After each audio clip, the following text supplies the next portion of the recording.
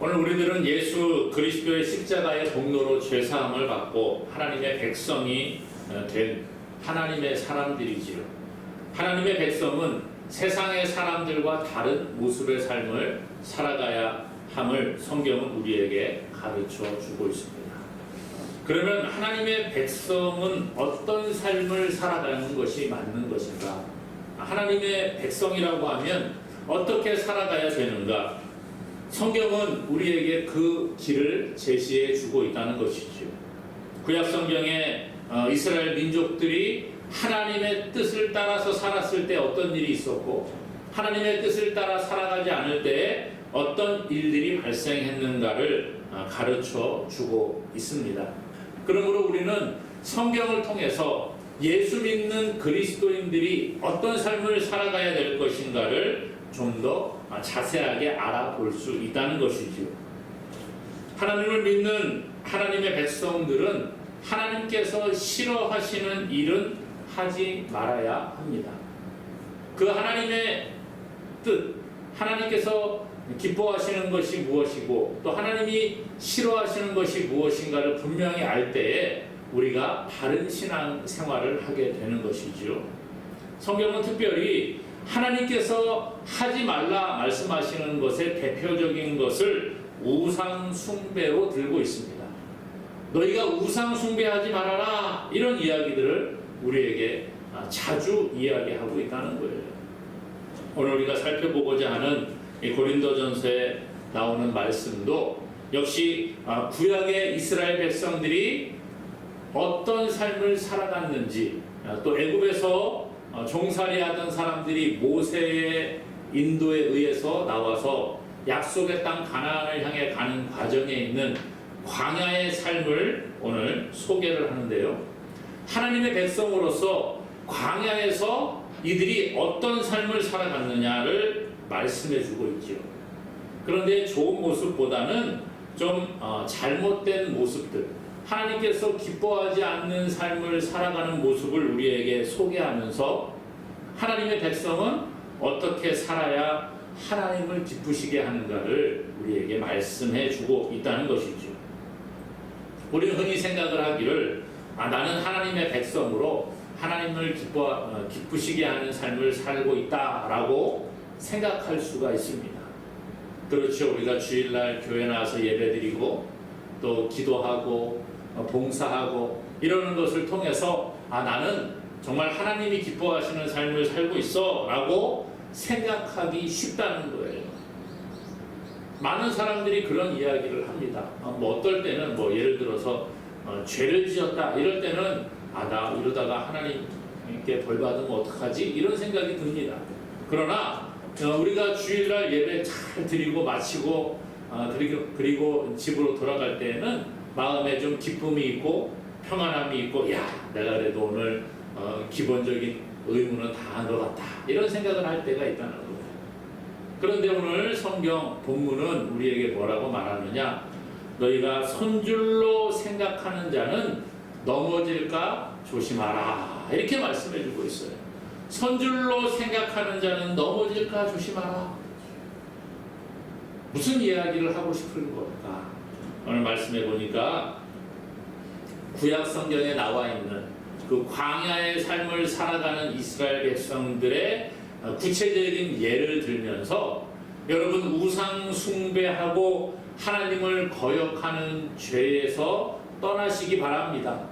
여러분들은 지금 그런 삶을 살고 있지 않은 것 같다고 생각을 할 수 있지만, 그렇게 생각하는, 선줄로 생각하는 사람들은 넘어질까 조심하고 날마다 자신을 돌아보십시오, 그렇게 이야기하고 있다는 거예요.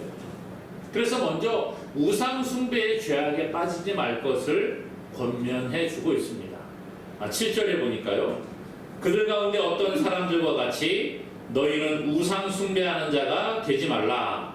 기록된 바 백성이 앉아서 먹고 마시며 일어나서 뛰논다 함과 같으니라.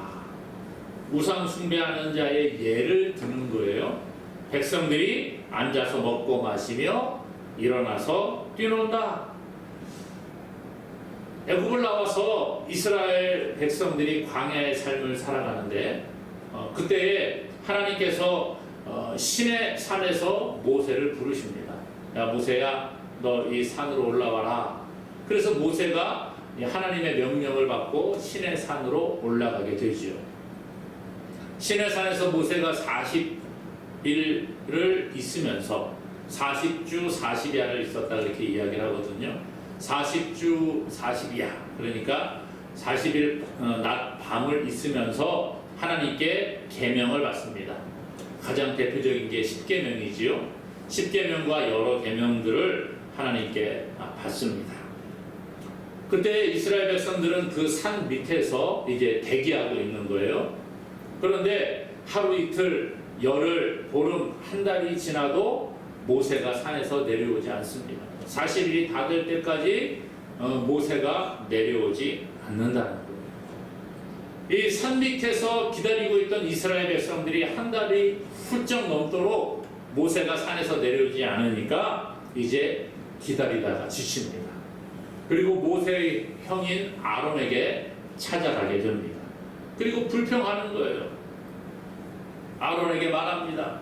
아론, 당신이 우리를 위하여 우리를 인도할 신을 좀 만들어내시오.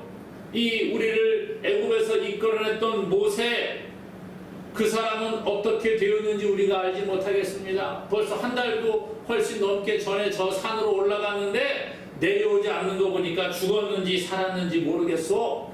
이렇게 아론에게 불평을 합니다. 뭐 성경이야 그냥 이 정도로 기록을 해놓았습니다만은 아마 이스라엘 백성들 가운데 족장들 뭐 대표자들 많이 몰려왔던 것 같아요. 그리고 아론 앞에서 막 토론을 하니까 아론이 데모가 일어난 것으로 느꼈는지 모르겠어요. 그래서 아론이 이제 겁을 먹고 이야기를 합니다. 그러면 당신들 아내와 당신 자녀들에게 이 귀에 있는 금고리를 가지고 오시오. 그래서 금고리를 모으지요. 그것을 모아서 부어서 조각칼로 새겨서 송아지 형상을 만들게 됩니다. 금송아지를 만드는 거예요. 그리고 난 다음에 말합니다. 여러분 보십시오. 우리를 애굽 땅에서 인도하여 낸 신이 바로 여기 있습니다. 그렇게 말하는 거죠. 너희를 인도할 신이 여기 있습니다. 그리고 난 다음에 제단을 쌓아놓고 번제와 화목제를 드리면서 금송아지를 섬기기 시작을 합니다. 하나님께서 산에서 모세에게 말씀하시는 거예요. 야, 내가 저 애굽에서 이끌어낸 저 백성들이 나를 섬기지 않고 우상을 만들어 섬기는구나. 내가 저것들을 다 죽여 없애버리겠다. 이런 얘기 하시는 거예요. 죽여 없애겠다. 진멸하겠다. 그렇게 말해요. 그랬더니 모세가 그 이야기를 듣고 깜짝 놀라지요. 하나님께 막 기도합니다. 하나님 용서해 주세요. 하나님 뜻을 돌이켜 주세요. 제가 내려가서 해결하겠습니다. 아마 그렇게 기도했던 것 같아요. 모세가 간절히 하나님께 기도하니까 하나님께서 그 마음을 돌이키시게 됩니다. 그리고 모세에게 야, 그 백성에게 내려가라.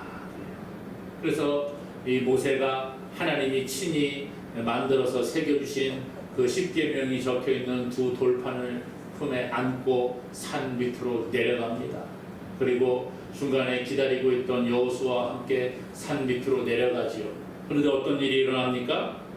무슨 소리가 들리는 거야. 막 시끌시끌 막자지껄하고 막 소리를 지르고 춤을 추고 노래를 하는 듯한 그러한 소리가 들려옵니다. 그러니까 모세가 그것을 보고 야, 저 우상 숭배를 하는구나. 그리고 내려가서 그 돌판을 던지고 사람들을 책망을 하는 거예요. 그 다음에 레위 자손들을 모읍니다. 하나님 편에 서 있는 사람들을 모여라. 그래서 레위 자손을 모아놓고 칼을 가지고 우상 숭배하고 있는 그 사람들을 3,000명 가량 죽이는 그런 비극이 일어나게 되는 거예요. 오늘 그것을 이야기합니다. 7절에 보니까 그 이야기하는 거예요. 백성이 앉아서 먹고 마시며 일어나서 뛰논다. 백성들이 금송아지를 만들어서 앉아서 먹고 마시고 일어나서 막 뛰면서 금송아지를 섬기고 있는 그 모습, 그런 우상 숭배하지 말라는 거예요. 하나님께서도 말씀하셨지요. 10계명 가운데 첫 번째 계명, 두 번째 계명에서 우상 섬기지 말 것을 이야기합니다. 하나님 외에 다른 신을 내게 두지 말아라. 너 우상을 만들어서 섬기지 말아라. 하늘에 있는 것, 땅에 있는 것, 물속에 있는 것들 어떤 형상도 만들지 말고 절하지 말고 섬기지 말아라. 나 여호와는 질투하는 하나님이다. 그렇게 말씀하시잖아요. 그러면서 하나님을 잘 섬기면 천대까지 은혜를 베풀어 주시겠다 약속하고 계신다는 거예요.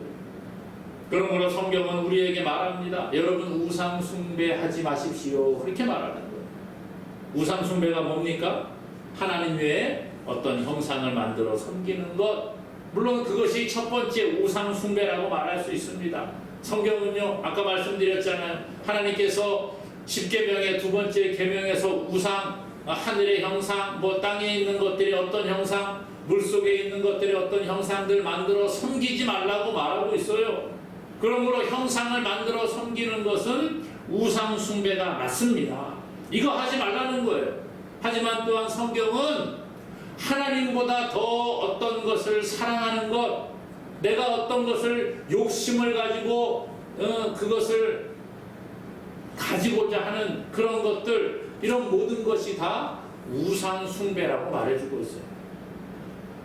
골로새서 3장 5절에 말합니다. 그러므로 땅에 있는 지체를 죽이라. 곧 음란과 부정과 사욕과 악한 정욕과 탐심이니 탐심은 우상 숭배니라. 탐심, 무언가를 가지고자 하는 욕심들, 하나님보다 더 그런 것들에 집착을 하게 되면 그런 것이 바로 우상 숭배가 된다는 것입니다. 많은 사람들이 하나님보다 권력을 더 중요하게 여기죠. 권력에 대한 욕심 때문에 하나님을 버리는 거예요. 많은 사람들이 물질에 대한 욕심을 가지고 살다가 보니까 하나님보다 물질이 우선될 때가 있습니다. 이것을 성경은 우상 숭배라 그렇게 말합니다.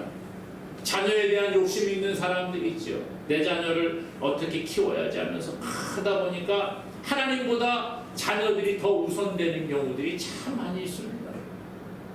과거에 학생들을 가르칠 때에 중학생, 고등학생들, 특별히 고등학생들이 점점 이 연초보다 연말로 갈수록 아이들이 출석률이 떨어집니다.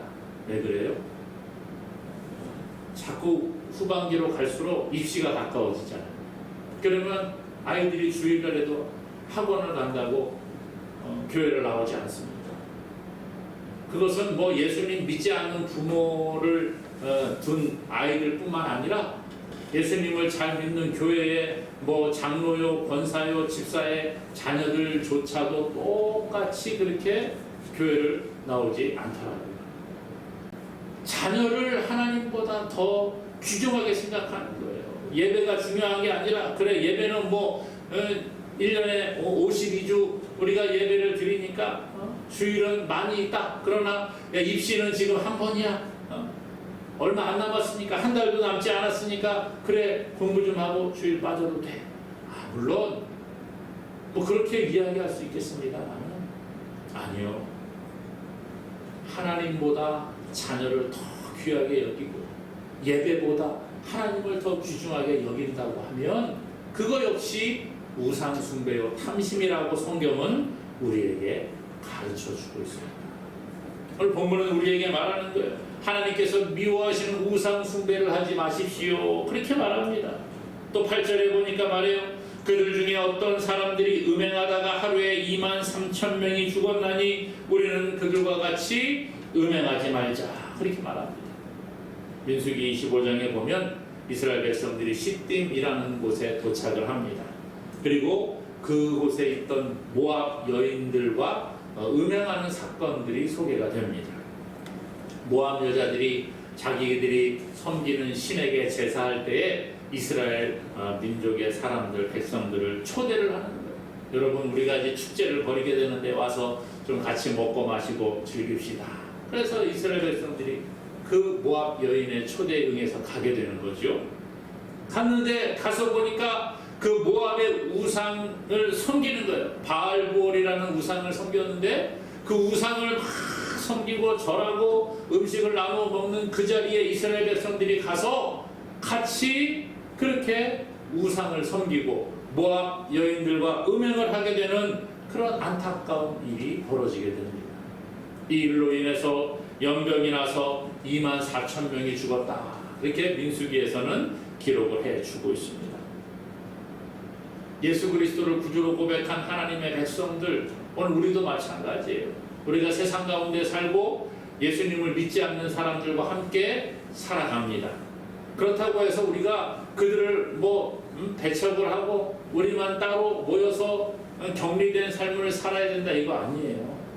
성경은 분명히 우리가 육신을 가지고 살기 때문에 세상 가운데 들어가 살라 그렇게 말씀하지요.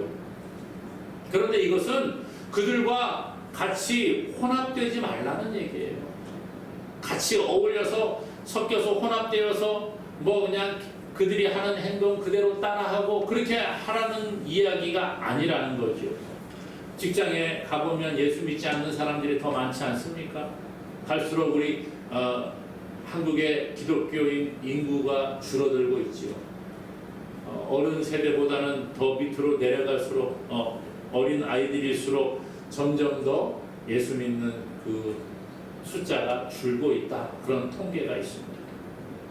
젊은 청년들 기독교인 인구가 점점 줄어들고 있습니다. 그러니까 우리가 예수 믿는 사람으로서 세상에 나가고 직장 생활을 하고 삶의 터전 가운데 살아갈 때에 우리가 만나는 많은 사람들은 예수님을 믿지 않는 사람들이라는 거예요. 우리가 만약 그들과 격리된 삶을 살아간다고 하면, 관계를 끊어버리고 산다고 하면 이것은 하나님께서 원하시는 바른 삶은 아니라는 겁니다. 그런데 우리가 그들과 함께 살아가면서 함께 혼합되고 그들의 삶의 방식을 따라서 똑같이 동화되어서는 또 안 되는 것이에요. 하나님의 백성으로 그들과 더불어 살아갈 수는 있지만, 함께 살아갈 수 있지만, 그들 가운데 예수 믿는 사람으로서의 모습을 드러내야 하는 거예요. 거룩한 삶을 살아가고 하나님의 사람의 모습을 보여주라는 거죠. 예수님은 세상에서 너희의 착한 행실을 보여주어서 하늘에 계신 아버지께 영광을 돌리게 하라, 그렇게 말씀하셨습니다. 역시 저 사람 교회 다닌다고 하더니, 예수님 믿는다고 하더니 좀 다르네. 나도 저 사람 따라서 한번 가볼까? 정말 저 사람처럼 그렇게 살면 나도 불안한데 마음의 평안을 가질 수 있을까? 나도 저 사람처럼 저렇게 행복해질 수 있을까? 많은 사람들이 행복을 찾아 헤매고 다닙니다. 내가 어떻게 하면 좀 더 아름다운 삶, 편안한 삶을 살아갈 수 있을까? 그것을 추구하는 사람들이 많이 있습니다. 그런데 그들에게 우리가 예수 믿는 사람으로서의 모습을 보여주어야 한다는 거예요. 예수님 믿으니까 이렇더라. 내가 교회에 나갔더니, 하나님을 섬겼더니 이렇게 마음의 평안함을 얻었다. 나에게 이런 기쁨이 있다. 나에게 이런 소망이 있다라는 것을 보여주어야 한다는 거예요. 세상과 동화되지 말라, 그렇게 말씀해주고 있습니다. 9절에는 보니까 그들 가운데 어떤 사람들이 주를 시험하다가 뱀에게 멸망하였나니 우리는 그들과 같이 시험하지 말자. 하나님을 시험했다는 거죠. 민수기 21장에 보면 에돔 땅으로 둘러가다가 길로 인해서 이스라엘 백성들이 불평을 합니다. 이곳에는 식물도 없고 물도 없고 우리가 매일같이 먹는 만나, 이 박한 식물을 우리가 싫어한다. 하나님께 불평하고 원망을 합니다. 그럴 때에 불뱀이 와서 백성들을 물어 죽게 되는 안타까운 일들이 벌어지게 되죠. 하나님은 모세를 통해서 노뱀을 만들어 장대 위에 높이 달아 그것을 쳐다보면 살게 되는 역사를 이루어 주셨습니다. 10절에도 보니까 그러죠. 그들 가운데 어떤 사람들이 원망하다가 멸망시키는 자에게 멸망하였나니 너희는 그들과 같이 원망하지 말라. 민수기 14장에 보면 가나안 땅을 탐지하기 위해서 각 지파별로 대표 한 명씩을 뽑아서 12명을 가나안 땅 정탐을 하러 보내게 됩니다. 이들이 갔다가 이제 아름다운 그러한 실과를 어깨에다가 메고 돌아오게 되지요. 포도 한 송이를 두 사람이 나무에 끼어서 어깨에 메고 오고 또 다른 그 과일들을 가지고 옵니다. 야, 우리가 갔더니 정말 그 땅의 식물들이 이렇게 크고 좋습니다. 그런 얘기하지요. 그런데 그 거주민들은 강하고 성읍이 견고합니다. 그런 보고를 10명이 합니다. 그때 갈렙과 여호수아도 함께 갔었는데요. 갈렙이 나서서 이야기합니다. 우리가 가서 그 땅을 취하자. 우리가 능히 이길 수 있다. 그렇게 보고를 합니다마는 나머지 10명은 뭐라고 합니까? 그 땅을 악평하는 거예요.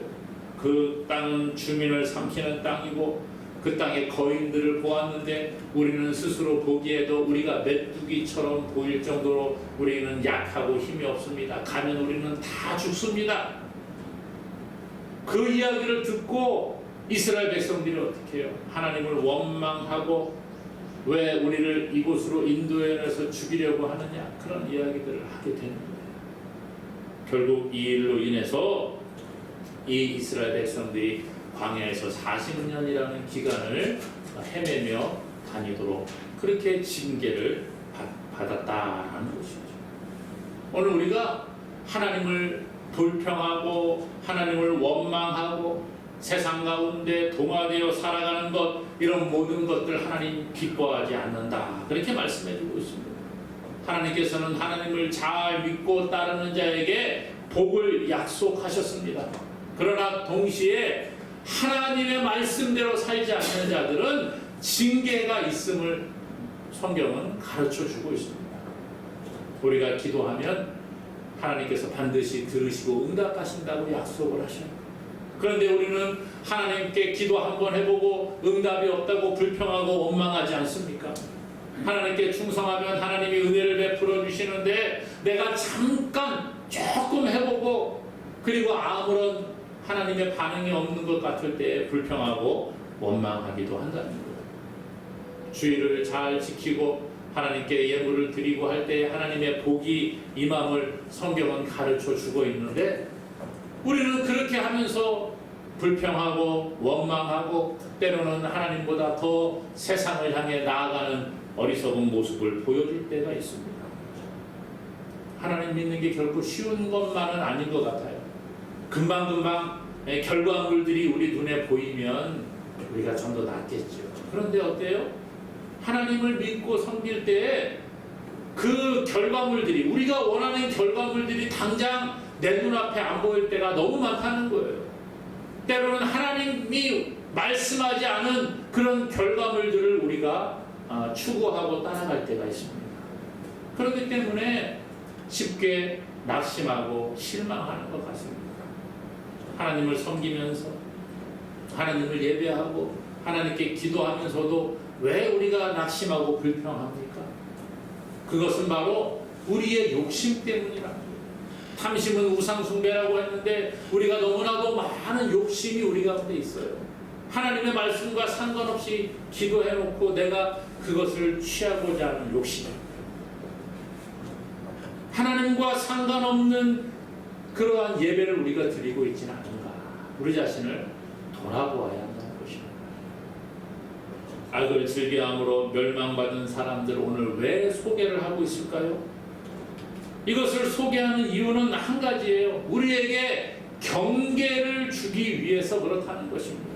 오늘 11절에 그러잖아요. 그들에게 일어난 이런 일은 본보기가 되고 또한 말세를 만난 우리를 깨우치기 위하여 기록되었느니라.